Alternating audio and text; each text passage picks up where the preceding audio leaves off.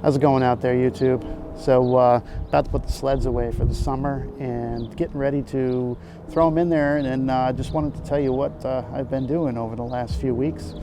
Decided to put some heat in the trailer and add shore power to this hybrid trailer that I own here. I'm going to go ahead and show you what it looks like. Check it out.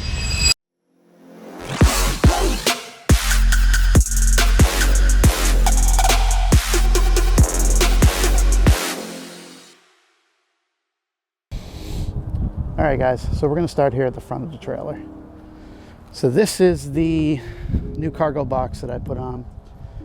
Looks like a pretty unassuming box, nice and solidly attached to it.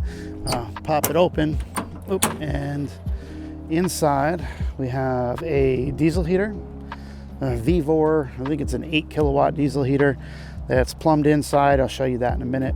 This is the battery, of course, being charged by a trickle charger slash maintainer that will run this when it is off the truck, of course. And we'll go to the inside and show you the inside in a second. But to be able to do this, I added a 7-pin cable to the trailer, and also to help with charging so I could plug it in, I added a shore power adapter on the side. So let's check out inside.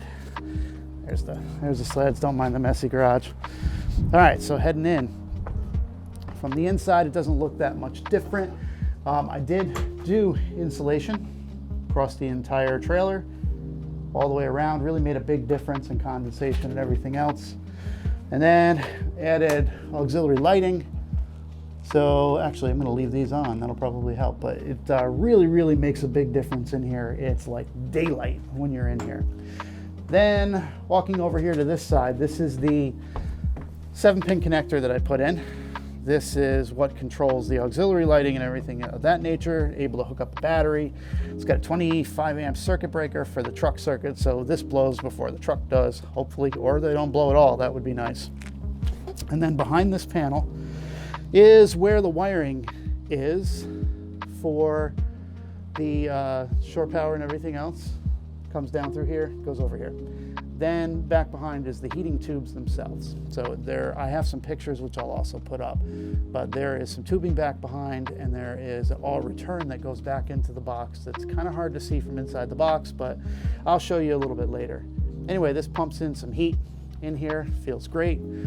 Because I put heat in here, I wanted to add some safety precautions, of course. So there is a carbon monoxide detector here, and a fire extinguisher with some quick release zip ties that will make it easy to come off if I ever need it. Hopefully I don't.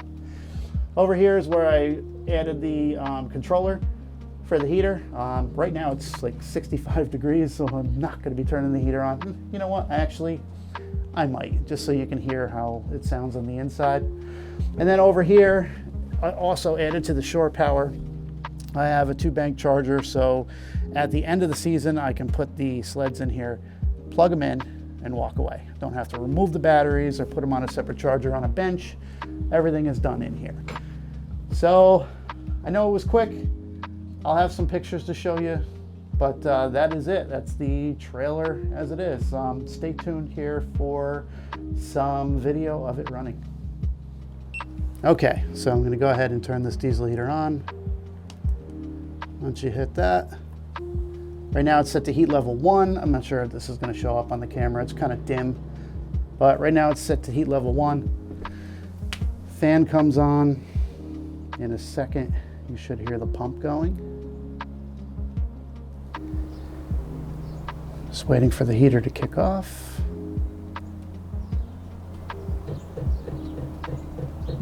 Okay, so you hear those little series of clicks. That's the fuel pump for the diesel heater. And it's getting ready to fire. I'm gonna go outside so you can hear what it sounds like from the outside. Mind the garbage cans. All right, so we'll pop this open. All right, diesel heater is clicking away. I don't know if you can see it, but right here is where the inside, it goes inside, the heated air.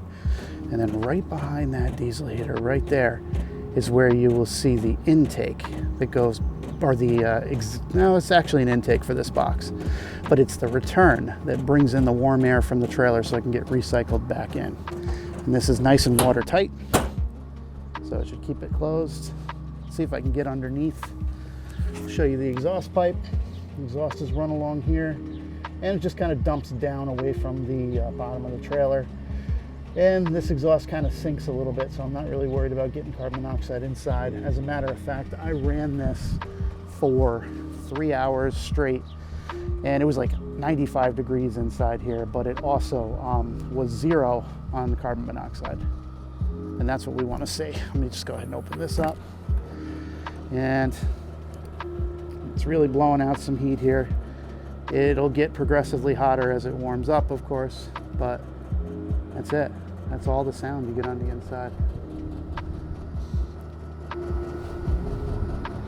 All right, so sleds are loaded up. And as you can see, because the heater is on the outside, there is no additional room being taken up inside the trailer. What a sad day today, but it is what it is. We will keep them in their slumber, all charged up and ready to go until next year. So you can barely hear it inside, but definitely can feel it. It's blowing off some heat. Runs really good.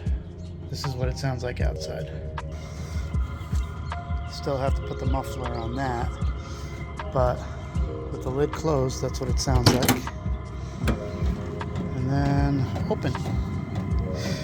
Just got to neaten up some wiring and make sure everything doesn't get too hot in here. So I'm going to run it for an extended period of time, but it's barely warm and it's running really well.